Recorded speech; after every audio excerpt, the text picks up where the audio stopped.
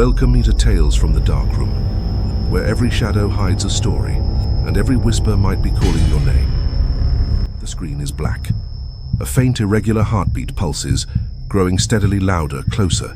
Whispering voices, like dead leaves skittering across pavement, fade in from all directions, speaking in overlapping, unintelligible tongues. A single, dim flashlight beam flickers to life, its cone of light trembling as it sweeps across an old, splintered wooden door. Scratched violently into the wood are two words: "Don't open." The door groans, its hinges screaming as it creaks open on its own, revealing a pitch-black room beyond. The light pushes forward, illuminating a horrifying scene. The room is filled with shelves of eerie, silent dolls, their painted eyes staring into the void. On the floor, blood-stained film reels spin on rusted projectors, casting frantic, dancing shadows on the walls. In every shadow, a secret waits. In every silence, something listens. Welcome to Tales from the Dark Room. It was supposed to be a final weekend escape before college, a last adventure for a tight-knit group of friends. They ventured deep into the whispering woods, searching for the infamous Blackwood Cabin, a place spoken of only in hushed local legends. The cabin had once belonged to a reclusive and mysterious toy maker, a man who vanished without a trace decades ago, leaving his creations behind. Led by the adventurous Mia, the group, skeptical Liam, anxious Chloe, and a thrill-seeking couple, Ben and Jessica, pushed through the gnarled, overgrown path until the dilapidated structure emerged from the mist. Inside, the air was thick with the smell of decay and dust. Cobwebs draped over forgotten furniture like funeral shrouds. Among the dusty relics and half-finished wooden toys, Chloe discovered it. Tucked away in a decaying chest was a cracked glass box, and inside, a grotesque, grinning Labubu doll. Its once plush fur was matted with what looked like dried blood, and its enormous eyes, crafted from unnervingly realistic glass, seemed to follow their every movement.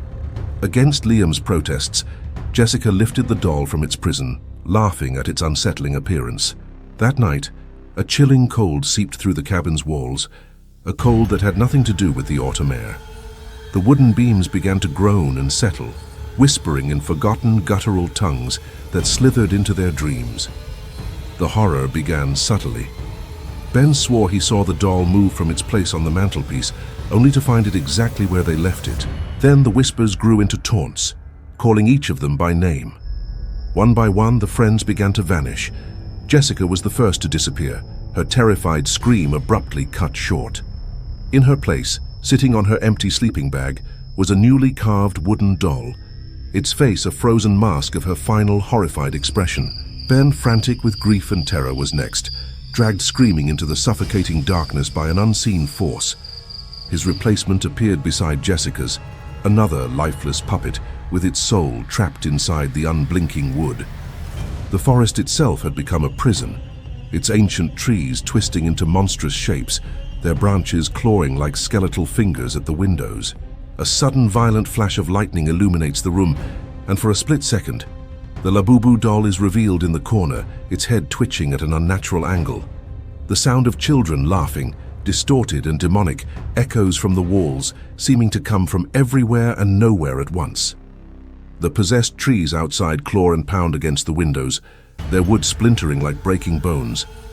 Barricaded inside, Mia and Liam are the last ones left. Desperate for answers, Mia rummages through the toy maker's abandoned workshop, her hands finding an ancient, leather-bound diary hidden beneath a loose floorboard. Its brittle pages reveal the horrifying truth: the toy maker hadn't created Labubu.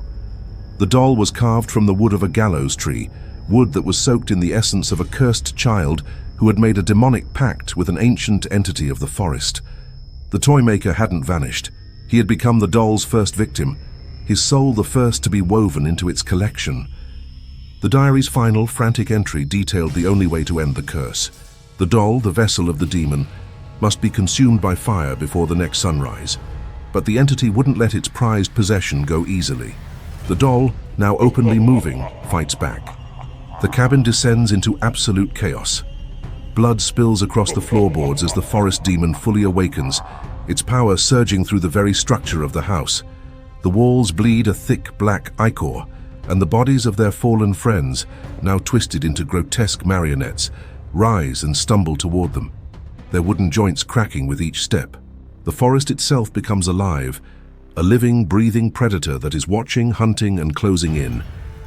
In a final, desperate stand, Liam sacrifices himself to hold back the possessed puppets, his screams swallowed by the storm as they overwhelm him. As Labubu lunges for her, its glass eyes burning with hellfire, Mia lights a single match. She throws it onto the gasoline-soaked floorboards. A demonic, ear-splitting scream erupts from the doll's smiling mouth as its face begins to melt and blacken, contorting in agony. The flames roar to life, consuming the cabin in a cleansing inferno. Mia barely escapes, collapsing at the edge of the tree line as her friend's prison burns to the ground.